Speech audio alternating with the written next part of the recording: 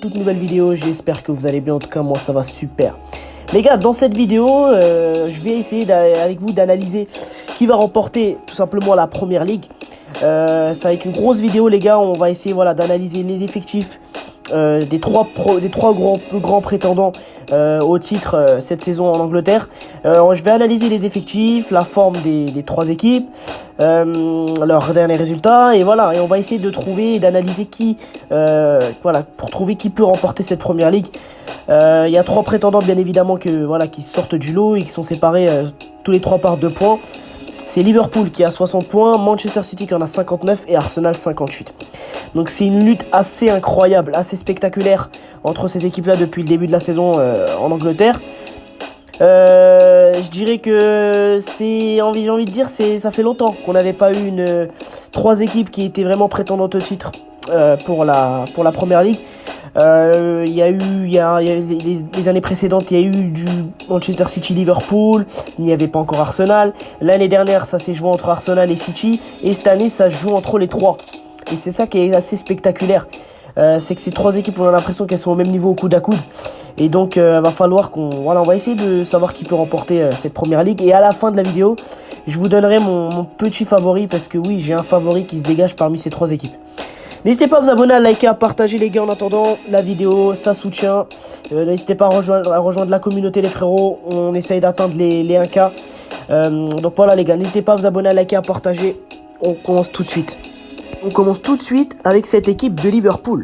Je tiens à préciser d'ailleurs les gars qu'il n'y a pas d'ordre. J'aurais pu commencer par Manchester City, par Arsenal, voilà, peu importe. Comment aussi ne pas s'attarder sur cette équipe de Liverpool qui est aussi un prétendant au titre cette saison et qui est impressionnant et moi qui m'a vraiment franchement choqué le week-end dernier. Klopp est un entraîneur fantastique. Klopp est un meneur d'hommes. Klopp en fait on a l'impression que c'est le papa de ses joueurs. Klopp t'as l'impression que c'est le père de ses joueurs. Tu verrais comment il prenait Konaté dans ses bras, les relations qu'ils ont, la relation que Klopp a avec ses joueurs. Je ne vois ça dans aucune autre équipe. La confiance que peut vous apporter Klopp et la confiance d'un entraîneur, la confiance que Klopp aspire et transmet à ses joueurs, je ne vois ça chez aucun autre entraîneur. Klopp est le meilleur entraîneur du monde pour ce qui est du leadership, pour ce qui est de la confiance envers ses joueurs, pour ce qui est de la cohésion de groupe. C'est assez incroyable. La semaine dernière, Chelsea joue, justement Liverpool joue contre Chelsea pour la finale de la League Cup à Wembley. Chelsea a son équipe type. Liverpool a énormément de blessés. Alexander-Arnold n'est pas là. Darwin Nunez n'est pas là. Mohamed Salah n'est pas là. Diogo Jota n'est pas là. Au milieu de terrain, c'est un peu le bazar aussi. Je crois qu'il y a Dominique Szoboszlai aussi qui n'était pas là. Donc Liverpool a tenu tout le match. Et Klopp, il va faire rentrer tous les jeunes du centre de formation de Liverpool. Il a fait rentrer tous les jeunes du centre de formation de Liverpool. Et il leur a dit, allez-y, allez gagner contre cette équipe de Chelsea. C'est assez incroyable. C'est quand même incroyable. C'est-à-dire que les jeunes joueurs du centre de formation de Liverpool, ils ont joué comme s'ils ont regardé les joueurs titulaires de Chelsea en tête à tête. Droit dans les yeux. Et ils n'ont pas eu peur. Pourquoi ? Parce qu'il y a un entraîneur sur le banc qui leur fait confiance. Et Klopp est un entraîneur exceptionnel. La relation qu'il a avec ses joueurs, la relation qu'il a avec ses supporters, je ne vois ça chez aucun autre entraîneur dans le monde. Klopp est un entraîneur fantastique. Tout simplement. Il a fait rentrer, qui la semaine dernière ? Il a fait rentrer beaucoup de jeunes. Il a fait rentrer Kostas Tsimikas, qu'on connaît un peu. Il a fait rentrer Bobby Clark, James McConnell, Jadon Dance, Jarell Quansah. Il a fait rentrer ces gamins-là, il leur a dit, allez-y, jouez au football. Et Liverpool, à la dernière minute de la prolongation, a réussi à aller chercher le trophée sur une tête de Van Dijk. C'est ces joueurs de Liverpool, ils sont impressionnants. Cette équipe est impressionnante. Depuis le début de la saison, Liverpool est impressionnant. Faut le reconnaître. Ils ont pas été, lors des grands matchs, ils ont été présents. Liverpool a été présent lors des grands matchs. Par exemple, ils ont fait match nul certes à Anfield contre Arsenal en décembre. Ils ont battu Newcastle. Ils ont battu 4-1 Chelsea, puis après ils ont été à Arsenal, ils ont perdu 3-1. Mais depuis qu'ils ont perdu à Arsenal, Liverpool enchaîne les victoires. C'est-à-dire que le 4 février, ils ont perdu contre Arsenal. Et depuis, ils enchaînent. Ils ont enchaîné 3-1 contre Burnley, 4-1 contre Brentford, 4-1 contre Luton Town. Ils ont gagné la finale de la League Cup à Wembley contre Chelsea. Et cette semaine, ils se sont imposés 3-0 face à Southampton pour le 5e tour de la FA Cup. Et demain, au moment où je tourne la vidéo, ils vont à Nottingham. Donc cette équipe de Liverpool, c'est un prétendant au titre.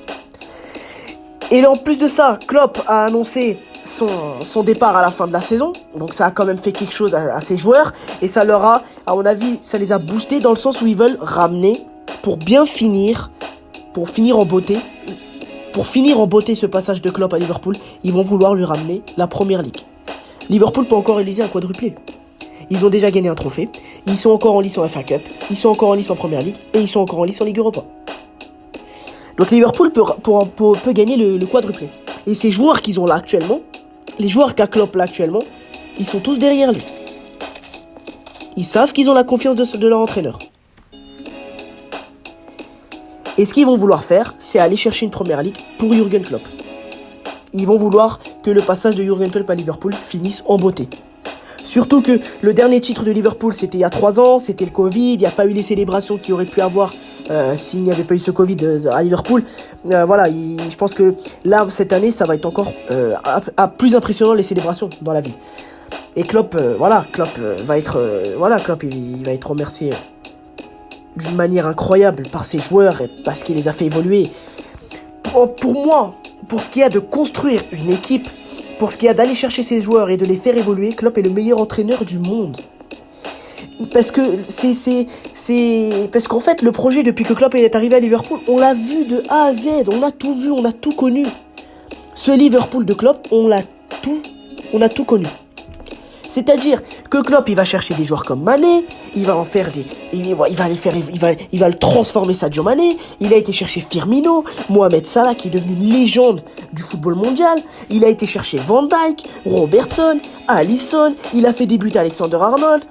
Et là, pareil, Robertson, c'est assez impressionnant. Et là, Liverpool peut être fier d'avoir un entraîneur comme ça parce que Klopp, il va quitter cette équipe de Liverpool. En faisant quoi ? Klopp, il va quitter cette équipe de Liverpool en ayant déjà recréé les bases avec tous les jeunes gamins qui ont joué contre Chelsea en finale de la League Cup. C'est assez impressionnant. Mais pour revenir, cette équipe de Liverpool, donc elle est pour l'instant leader. Mais comme City et Arsenal, il y a des gros matchs qui vont arriver. Ils vont recevoir City dans à peu près 10 jours. Ils vont jouer Arsenal. Non, ils ne jouent plus Arsenal, pardon. Ils vont jouer bientôt contre Tottenham. De la défense, Konaté, il est à son prime là. Ibrahima Konaté, il est fantastique depuis le début de la saison. C'est le meilleur défenseur central de PL avec William Saliba. Donc cette équipe de Liverpool, elle est assez impressionnante. D'un point de vue défensif cette saison, ils ne prennent pas beaucoup de buts. Van Dijk retrouve petit à petit son niveau. Ibrahima Konaté est incroyable. Alexander-Arnold, lui aussi, retrouve un excellent niveau. Le milieu de terrain, tous les joueurs marquent. C'est-à-dire que Choupo-Moting, il est à 28 matchs, 5 buts, 3 passes D. McAllister, 2 buts, 4 passes D. Curtis Jones, 5 buts, 3 passes D. Gravenberch, 3 buts, 2 passes D. Donc c'est des joueurs sur qui Klopp peut compter.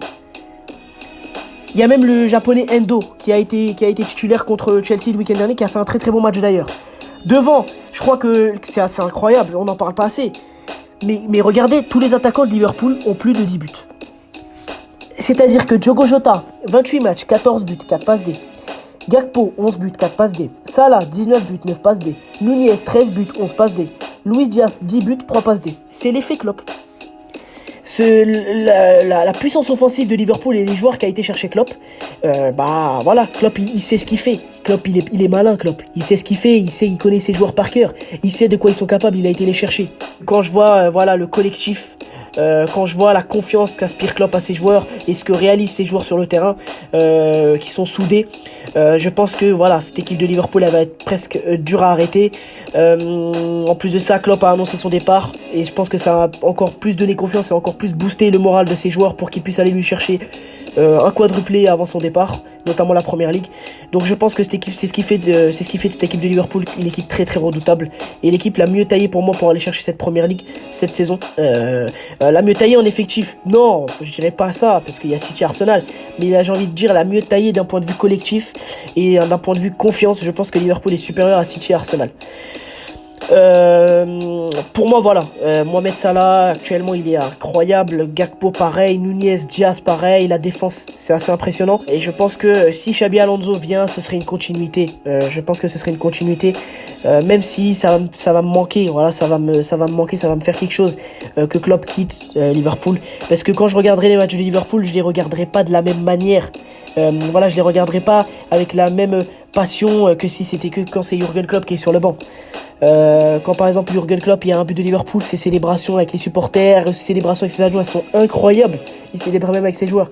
Donc je pense que cette équipe de Liverpool, voilà, pour moi, même d'un point de vue du jeu, je trouve qu'ils sont largement meilleurs que l'année dernière dans le jeu, qu'ils sont solides derrière, qu'ils ont un très très bon milieu de terrain avec Dominic Szoboszlai qui construit des occasions aux côtés de McAllister, c'est une équipe de Liverpool qui marque beaucoup de buts. Voilà pour cette équipe de Liverpool qui est voilà donc logiquement un prétendant au titre. On poursuit la vidéo, on continue avec la deuxième équipe, Arsenal bien évidemment. Alors Arsenal, cette saison, c'est une équipe beaucoup plus impressionnante que la saison dernière. Parce que cette équipe d'Arsenal, c'est une équipe qui est largement plus complète. On le voit, il y a eu des recrues, il y a eu un très très bon mercato qui a été réalisé. Et le joueur majeur qui a été recruté, c'est bien évidemment Declan Rice, qui fait une saison stratosphérique. Il est incroyable sur chaque match. Il a quand même changé le visage de cette équipe Arsenal. J'ai envie de dire d'un point de vue d'équilibre et de stabilité au milieu de terrain. On voit que lorsqu'Arsenal n'a pas le ballon, l'année dernière il pouvait subir des vagues offensives des équipes adverses. On a l'impression que c'est beaucoup moins grâce à la présence de Rice, parce que Rice récupère énormément de ballons. Il touche énormément de ballons. Et ce joueur-là, il a quand même changé le milieu de terrain d'Arsenal. Moi, les 120 millions que Arsenal a déboursés pour Rice, je vais être honnête avec vous, je comprenais pas. Et je me dis même, dans ce cas-là, si Rice il vaut 120 millions, combien en vaut Frenkie de Jong, etc. Mais quand je vois ce qu'a apporté Rice à cette équipe, je pense que l'argent, les 120 millions, ont été dépensés de la meilleure des manières pour pouvoir renforcer cette équipe d'Arsenal. Côté offensive, alors Arsenal, c'est une équipe aussi impressionnante offensivement. C'est l'une des meilleures attaques d'Angleterre. Et en ce moment, ça plante, c'est but sur but. C'est vrai que cette saison ils ont mis beaucoup de gros scores. Ils ont mis 6-0 à Lens en Ligue des Champions, faut pas l'oublier. Ils ont également mis 3-1 à Liverpool, 5-0 à Crystal Palace, 6-0 à West Ham, 5-0 à Burnley. Donc c'est une équipe d'Arsenal qui marque énormément, poussée par un Bukayo Saka qui est en forme, qui est dans la forme de sa vie actuellement. Je crois que cette saison c'est 35 matchs joués, 17 buts, 11 passes décisives. Donc voilà, c'est vrai que ce joueur-là, il est impressionnant. Bukayo Saka, il monte en puissance et depuis le début de la saison, il est formidable. Il a marqué encore le week-end dernier contre Newcastle avec une telle facilité, c'est assez incroyable. Au milieu de terrain, Odegaard, c'est un peu comme on le connaît. Cette saison, c'est 8 buts, 6 passes décisives. Il a aussi un énorme impact sur le jeu, surtout d'un point de vue offensif, bien évidemment. C'est le maître à jouer tout simplement de cette équipe d'Arsenal. Je dirais quand même que le problème d'Arsenal et ce qui manquerait à cette équipe d'Arsenal, c'est un numéro 9. C'est clairement un numéro 9 qui va vous marquer les buts qu'il faut dans la saison. Et je pense qu'Arsenal serait encore plus impressionnant s'ils avaient un numéro 9, parce qu'ils ont des très très bons passeurs, notamment Rice, Odegaard et même Saka.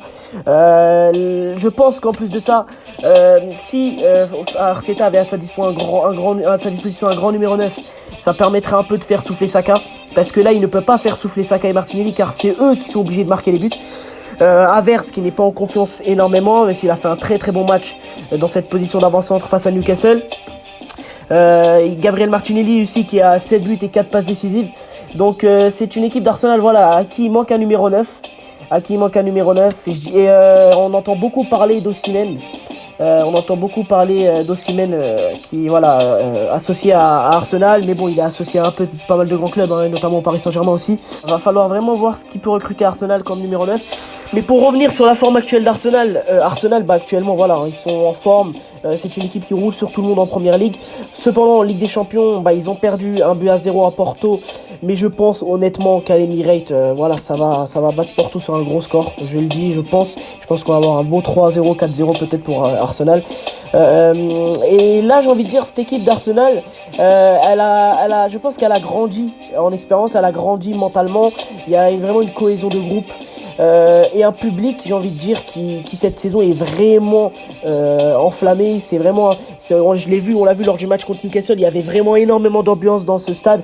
On voit que les supporters se sont remis derrière leur équipe d'une forte manière. Et c'est un peu depuis le match contre Liverpool, un peu depuis le match contre Liverpool et la victoire 3-1 des Gunners il y a à peu près un mois, que c'est là où ça a vraiment, que c'est là où cette équipe d'Arsenal, elle a commencé à dérouler et qu'elle a été poussée par ses supporters. Mais je pense que cette équipe d'Arsenal a grandi d'un point de vue expérience quand même suite à la saison dernière, parce que la saison dernière, voilà, ils ont été, je crois, à la tête de la APL à peu près 240 jours, et voilà, ils perdent le titre, bien évidemment, face à l'équipe qui est là depuis pas mal de temps maintenant, Manchester City. Mais je pense que cette équipe d'Arsenal, elle arrive, et cette année, elle est plus impressionnante, elle est revancharde. Elle est revancharde, et je pense qu'ils ont appris de ce qui s'est passé la saison dernière. Et je pense qu'en plus de ça, l'année dernière, faut noter qu'il n'y avait pas Declan Rice. Et là, Declan Rice, il est présent. Et ça change quand même beaucoup de choses pour cette équipe d'Arsenal.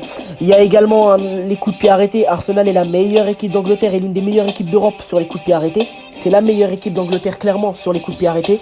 Tout ça parce que il y a un entraîneur français, l'entraîneur des coups de pied arrêtés d'Arsenal, qui a été, Arteta a été le chercher à City parce que il était à l'époque adjoint de Guardiola et il se connaissait. Et depuis qu'il est arrivé, l'entraîneur des coups de pied arrêtés, il a métamorphosé cette équipe d'Arsenal. On a l'impression que sur chaque corner, ils vont marquer un but. C'est ça qui est assez incroyable. Le dernier exemple en date, c'est la semaine dernière contre Newcastle, avec Gabriel qui marque énormément de buts. Gabriel, je sais pas à combien de buts il est, mais il marque énormément. Je vais essayer de trouver. Gabriel, je crois que c'est 4 buts cette saison. 4 buts cette saison, c'est que sur des coups de pied arrêtés. Saliba, c'est 2 buts, une passe D. Donc sur les coups de pied arrêtés, Arsenal marque énormément. Et on voit que depuis qu'il est arrivé, cet entraîneur des coups de pied arrêtés, ça a vraiment changé quelque chose parce que ça a apporté une arme en plus. C'est une arme en plus, une arme en plus qui peut s'avérer fatale pour les adversaires. Donc c'est là où cette équipe d'Arsenal elle commence à être complète et à être très très performante un peu dans tous les secteurs de jeu et dans tous les domaines. Cependant, je dirais que il faudrait vraiment un numéro 9. Il faudrait vraiment un numéro 9. Jorginho au milieu de terrain aussi qui a fait un très très grand match contre Newcastle. On retrouve un petit peu le Jorginho de Chelsea. Donc je pense que ça fait quand même plaisir. Il y a aussi Kiwior qui est de plus en plus titularisé pour reposer les cadres en vue lorsqu'il y a des grandes échéances. Kiwior qui avait débuté il me semble la semaine dernière contre Newcastle. Mais c'est là où cette équipe d'Arsenal a gagné, c'est qu'elle a gagné en expérience, elle a gagné en maturité, et j'ai envie de dire ce qui manquait à cette équipe d'Arsenal l'année dernière, c'est ce genre de détails là. Par exemple, l'entraîneur des coups de pied arrêtés, il manquait un joueur comme Declan Rice au milieu de terrain qui va vous récupérer le ballon et vous permettre d'éviter les vagues offensives adverses et vous permettre aussi à vous d'être offensif et de mettre Odegaard dans les meilleures conditions pour que le Norvégien puisse créer des occasions pour Arsenal. Donc c'est vrai que cette équipe d'Arsenal, je la vois beaucoup plus forte que l'année dernière et je la vois largement capable d'aller remporter cette première ligue. Et on voit qu'elle continue de monter en puissance et c'est ça qui est assez impressionnant. On passe désormais à Manchester City. Donc place désormais à Manchester City, qui bien évidemment, comment ne pas citer Manchester City parmi les favoris de cette première ligue. C'est assez logique, c'est le triple champion d'Angleterre. Et j'ai envie de dire parmi les trois équipes qui sont encore en lice pour remporter cette première ligue, pour moi Manchester City c'est celle qui connaît le mieux ce genre de dernière ligne droite pour remporter la première ligue. Ils l'ont fait, ils ont même été à la lutte pendant pas mal de saisons avec Liverpool pour même aller jusqu'à 99 points. L'année dernière ça a été pareil, Arsenal a été devant presque toute la saison et City qui n'a rien lâché a mis la pression à Arsenal et a réussi à arracher le titre. Donc cette équipe de City bien évidemment elle est toujours là et moi j'ai envie de m'attarder sur quelque chose. Il y a un City avec De Bruyne et un City sans De Bruyne. Depuis que Kevin De Bruyne est arrivé, depuis que Kevin De Bruyne est revenu de blessure, City est stratosphérique. Manchester City est impressionnant et De Bruyne lui-même est impressionnant. Donc si je regarde les derniers résultats de Manchester City, Depuis que De Bruyne est revenu de blessure, il est revenu le 7 janvier, Kevin De Bruyne. Ça fait presque 2 mois. Ça fait presque 2 mois et Kevin De Bruyne, il est déjà... Oh, c'est assez incroyable, hein, les gars, c'est quand même incroyable. Hein. Kevin De Bruyne, les gars, il est déjà à 2 buts et 10 passes décisives. 2 buts et 10 passes décisives. Où il en a délivré 4 il y a quelques jours en coupe contre Luton pour Erling Haaland qui a mis un quintuplé. Depuis que De Bruyne est revenu de blessure, City est impressionnant. C'est assez incroyable. C'est plus le même Manchester City. Avant, City avait du mal. Carrément, City avait du mal. On sentait qu'ils étaient orphelins de Bruyne. Même si en revanche, attention, quand il y a des joueurs, par exemple, quand Rodri est sur le terrain, City ne perd pas. Quand Rodri est sur le terrain, City ne perd pas. Et Rodri, je crois qu'il n'a pas perdu un match depuis 1 an, au moins. Donc c'est assez incroyable, ce genre de cadre sur lequel se reposent City et Guardiola. C'est assez impressionnant. Donc depuis que De Bruyne est revenu, City gagne 3-2 à Newcastle, City gagne contre Tottenham, ça gagne City. Ils battent Burnley 3-1, Brentford 3-1, Everton 2-0, Copenhague 3-1 il n'y a pas longtemps en Ligue des Champions. Ils font match nul contre Chelsea, un partout, mais ils ne perdent pas. Ils battent Brentford, ils battent Bournemouth et ils battent en dernier match 6-2 Luton. Et ce week-end-là, ils vont recevoir Manchester United. Donc cette équipe de City, c'est un prétendant comme chaque année. On a l'impression que depuis que De Bruyne est revenu, là ça y est, De Bruyne il est revenu lors de la partie de saison la plus importante. Cette entrée de cette période février, mars, avril. C'est là où la saison, c'est la partie de la saison la plus importante et Kevin De Bruyne est revenu au meilleur moment pour Guardiola. C'est-à-dire que City s'est géré pendant pas mal de mois sans De Bruyne et ils ont réussi à continuer à être en course dans toutes les compétitions. Et quand De Bruyne est là, là maintenant ils vont dérouler et c'est l'équipe pour moi qui est encore cette année favorite à la Ligue des Champions. Cette équipe de City elle ne perd pas, elle a des joueurs assez impressionnants. Doku qui a été recruté par Pep Guardiola qui fait une saison assez incroyable aussi, je trouve. Il y a aussi Guardiola. Mais voilà, c'est une très très grosse équipe de Manchester City qui sera encore bien là comme chaque année. Erling Haaland qui est à 27 buts et 6 passes D en 29 matchs cette saison. Foden qui lui aussi a 15 buts, 11 passes D. Alvarez, 13 buts, 9 passes décisives. Donc c'est une équipe de City qui est assez impressionnante. Rodri qui est lui aussi à 7 buts et 4 passes décisives. Rodri qui est le joueur le plus utilisé par Pep Guardiola. Ça, il n'y a aucun débat possible. Rodri est le joueur le plus utilisé par Pep Guardiola. Il a joué, je crois, 3100 minutes à peu près cette saison. Bernardo Silva lui aussi est à 7 buts, 5 passes décisives. Donc c'est une équipe de City qui compte énormément de joueurs. Tous les joueurs de cette équipe peuvent marquer. C'est ça qui est assez incroyable avec la philosophie et le style de jeu de Pep Guardiola. Et ce qui fait de City un favori, c'est que City, ils sont habitués à ce genre de ligne droite, dernière ligne droite pour l'APL. Ils ont un effectif avec un banc qui pour moi est supérieur à celui d'Arsenal et celui de Liverpool. Ils ont un meilleur banc que celui d'Arsenal et celui de Liverpool et c'est ce qui va peut-être leur permettre de tenir la cadence mieux que les deux autres que sont Liverpool et Arsenal. Donc après ça ne veut rien dire, ça encore une fois. Mais cette équipe de City, elle est impressionnante comme chaque année, depuis que Guardiola est arrivé. Depuis 2-3 ans maintenant, City est impressionnant. Parce que pour moi, les premières années, si Guardiola arrive en 2016, ça fait presque bientôt 8 ans. Mais j'ai envie de dire, c'est depuis 3-4 ans que City a mûri. Depuis sa finale de Ligue des Champions contre Chelsea, ils ont beaucoup appris. Et c'est là où c'est devenu vraiment le rouleau compresseur. Et surtout que moi je pense, en tout cas que cette année, ça peut encore être eux les champions, clairement, parce que ils sont armés pour ce genre de choses. Il y a la philosophie et le style de jeu de Guardiola est toujours là avec le jeu de position. Et cette équipe de City, je pense qu'elle va continuer de faire mal. Elle va continuer de faire mal à ses adversaires durant la saison. Et d'ailleurs, elle va affronter Liverpool. City ira à Liverpool et va recevoir Arsenal. Donc ça va être assez incroyable les matchs qu'on va avoir. Et là, je crois que City va à Liverpool là dans 10 jours. Pas ce week-end-là, le week-end prochain. Donc c'est vrai que on va pouvoir vraiment... ça va même peut-être être un tournant pour la suite de la saison. Mais quand tu vois des joueurs comme Foden qui en ce moment sont en forme, ils sont impressionnants. Jérémy Doku pareil, qui s'est vraiment déjà acclimaté à la première ligue. Bernardo Silva, Julian Alvarez. Erling Haaland et surtout le retour de Kevin De Bruyne. Derrière, je trouve que City, j'ai envie de dire, ils prennent beaucoup plus de buts que la saison dernière. Ils prennent beaucoup plus de buts que la saison dernière. Même si voilà, Guardiola, Kanji, Ruben Dias, ça reste solide derrière. Il y a bien évidemment aussi Kyle Walker qui est toujours présent sur le côté droit. Ederson qui fait un grand bien aussi, qui a déjà joué 31 matchs cette saison. Donc voilà, c'est une équipe de City qui va continuer de nous impressionner et de monter en puissance tout comme Arsenal. Et c'est logiquement voilà, ce qui en fait l'un des favoris, l'un des prétendants sérieux à la Ligue des Champions et à la Première Ligue. Donc les frérots, je vous ai donné un petit peu mon avis sur les trois équipes, bien évidemment, en commençant par Liverpool, puis ensuite Arsenal et pour finir City. Donc je vous ai donné mon avis, maintenant je vais vous donner mon favori et mon pronostic voilà, de vainqueur. Même si bien évidemment dans le football on ne peut jamais prédire ce qui peut se passer, hein, c'est une évidence.